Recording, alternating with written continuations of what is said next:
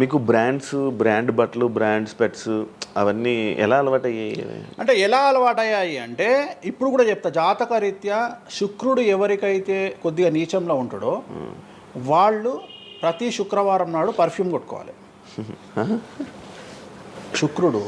శుక్రుడు అంటే luxuries. Okay. శుక్రుడు జాతకంలో శుక్రుడు గ్రహం నేను మాట్లాడేది. శుక్రగ్రహం వీక్ ఉన్నప్పుడు ప్రతి శుక్రవారం నాడు పర్ఫ్యూమ్ కొట్టుకోవాలి. అండ్ ఒక పెగ్గు 30 ml కాచేయాలి. తాగుమని చెప్తే వేణుస్వామి చెప్పిండు కదా అని ఒక ఉద్యమంలాగా తాగొద్దు. ఒక 30 ml స్కాచ్ తాగాలి. అట్లా ఒక 3 నెలలు చేసిన తర్వాత డెవలప్మెంట్ ఏందో మీకే కనిపిస్తుంది. మళ్ళీ వేణుస్వామి మందు తాగేమన్నాడు అని కాంట్రవర్సీ కావచ్చు. డాక్టర్లే చెప్తారు, 30 ml తాగితే హార్ట్కి మంచిది, బీపీకి మంచిది అని చెప్తారు. కానీ డాక్టర్ల పేరు అడ్డం పెట్టుకొని కుంభాలు తాగుతారనే భయానికి డాక్టర్లు చెప్పరు, ఆపేశారు. 30 ml అనేది చాలా మంచిది. బట్ నేను రోజు తాగమంటలేను, శుక్రవారం నాడు మాత్రమే. అది కూడా శుక్రుడు నీచంలో ఉంటే, శుక్రుడు 6వ ఇంట్లో, 12వ ఇంట్లో, 8వ ఇంట్లో ఉన్న శుక్రుడి మీద శని దృష్టి ఉన్న జాతకరీత్యా మీరు శుక్రవారం నాడు 30 ml పెగ్గు తాగండి నైటు. అది కూడా ఫ్యామిలీతోని మహమ్మద్ రఫీ పాటలు పెట్టుకొని, ఏఆర్ రెహమాన్ పాటలు పెట్టుకోనో, ఇళయరాజా పాటలు పెట్టుకొని ఆ పెగ్గు తాగి ఆ పాటలు ఎంజాయ్ చేసి పండుకోండి హ్యాపీగా. సో మీ లైఫ్ ఎట్లుంటుందో చూడండి. నేను మాట్లాడేది వ్యాపారమో ఇతర ఉద్యోగం చేసే వాళ్ళ గురించి కాదు. ప్రత్యేకించి 100 రూపాయల దగ్గర 1,00,000 రూపాయలు సంపాదించగలిగి రియల్ ఎస్టేట్ వ్యాపారులు, వ్యాపారస్తులు, పొలిటీషియన్స్, పెద్ద వాళ్ళ గురించి మాట్లాడుతున్నా. టీచర్లు, అటెండర్ల గురించి నేను మాట్లాడతలేను. టీచర్ ఎంత తాగినా తాగుడు మిగులుతుంది తప్ప పైసలు రావు, ఎందుకంటే ఆయన జీతం అంతే కాబట్టి. సో ఎక్కడైతే పెరగడానికి ఆస్కారం ఉంటుందో వాళ్ళ గురించి మాట్లాడుతున్నా. సో ఇది కూడా మంచిది రెమెడీ. సో ఇలాంటి రెమెడీలు చెప్పాలంటే వేణుస్వామి చెప్తాడు కానీ వేరేటోడు చెప్పాడు. ఎందుకంటే వాడికి భయం, మందు తాగమంటే తప్పు. అరే మందు తాగమంటే తప్పు అయితే మందు యాడ్ ఎందుకు వస్తుంది, మందు ఎందుకు తయారు చేస్తారు? సో ఇదన్నీ అందుకనే దేశ కాలమాన పరిస్థితి. కసినో తీసుకుపోయి గోవాలో పెడితేనేమో లీగలు, హైదరాబాద్లో పెడితే ఇల్లీగలు. సో నేను దేశ కాలమాన పరిస్థితులు అందుకనే చెప్తున్నా. దేశ పరిస్థితులు అంటే గోవాలో యాక్సెప్ట్, గేమింగ్ యాక్ట్, ఇండియా హైదరాబాద్లో యాక్సెప్ట్ కాదు. సో అదే చెప్తున్నా, ఒక దగ్గర విడాకులు అనేవి ఇండియాలో కష్టము, అమెరికాలో ఈజీ. అమెరికాలో 10 విడాకులు తీసుకున్నా ఎవడు పట్టించుకోడు. సో ఇవన్నీ కామన్. ఒకప్పుడు ఒక పెళ్లి చేసుకో, రెండో పెళ్లి అనేది చాలా పెద్ద విషయం. ఇవాళ తెలుగు సమాజం కానీ ఎంత గొప్పదైపోయిందంటే 5వ పెళ్లికి కూడా శుభమా అంటూ 5వ పెళ్లి అంటున్నారు. కాబట్టి చాలా వైడ్ రేంజ్ ఆఫ్ థింకింగ్ అనేది మారిపోయింది. కాబట్టి వేణుస్వామి కూడా మారిండు దాంట్లో. సింపుల్, అంతే, ఏం లేదు.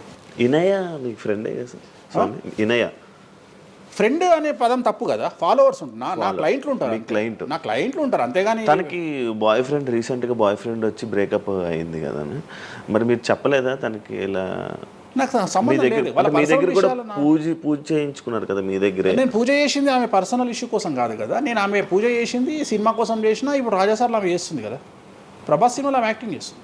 అంతవరకు నా దగ్గరికి 190 మంది వస్తారు కదా, వాళ్ళ గురించి వ్యక్తిగతంగా వాళ్ళని కంటిన్యూగా ఉండేది నాకు లేదు.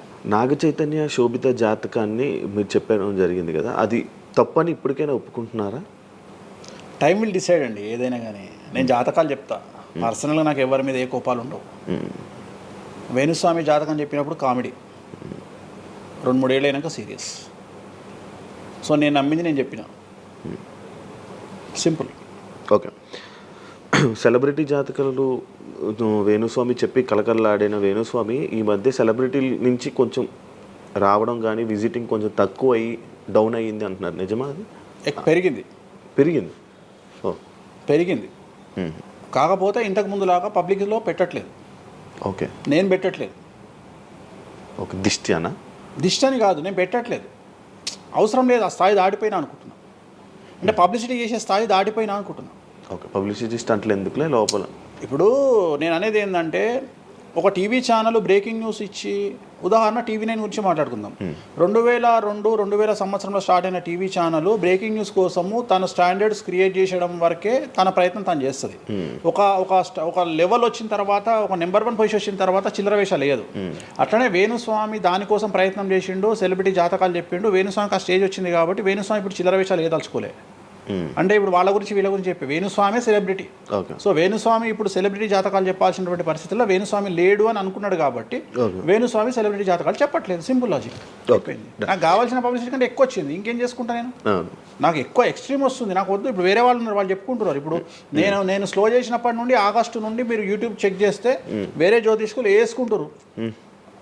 అంటే ఇప్పుడు వేరే జ్యోతిష్కులు కంటిన్యూ అయిపోతున్నారు, సినిమా హీరోల గురించి చెప్తున్నారు, పొలిటీషియన్ల గురించి చెప్తున్నారు. నేను తమ్మునేలు చూస్తుంటా కదా, విపరీతంగా చెప్పుకుంటారు. మీ నుంచే స్టార్ట్ చేశారు. నేను అదే చెప్తున్నా, కానీ నేను చెప్తే మనోభావాలు దెబ్బతింటాయి, కానీ వాళ్ళు చెప్తే తినవు. ఎందుకంటే నాకున్న స్ట్రైక్ రేట్ అట్లాంటిది. మీరు వైరల్ కంటెంట్. ఎస్, అదే చెప్తున్నాను నేను. ఇంకా ఆ రీచ్కి వచ్చినా కాబట్టి నేను చెప్పదలుచుకోలే, వదిలేసిన. అంటే ఈ రేంజ్ రావడం కోసం చెప్పినా ఎందుకు చెప్పొద్దు, రేంజ్ వచ్చి వదిలేసిన. మళ్ళీ ఇప్పుడు చెప్పే ఆలోచన లేదు, ఇప్పుడైతే లేదు, ఫ్యూచర్లో ఇప్పుడైతే లేదు. నా జాతకం మారి మళ్ళీ నాకు చిమ అంటే చెప్తా. మీ జాతకం ఎప్పుడు మారిపోతుంది? మారింది, ఆల్రెడీ మారింది, మళ్ళీ మారుతుంటుంది కదా. ఇప్పుడు ఎలానో ఎవ్రీ ఇయర్ మారుతుంటుంది కదా జాతకం అనేది. ప్రతి ఇయర్ గురువు మారుతుంటాడు, ప్రతి 2.5 ఏళ్ళకు శని మారుతుంటాడు. సో మారినప్పుడు జాతకాన్ని బేస్ చేసుకొని 12% మన స్వయంకృత అపరాధం ఉంటుంది, 88% జాతకం ఉంటుంది. ఓకే. ఇప్పుడు ఎలానో ఉగాది వస్తుంది, కొత్త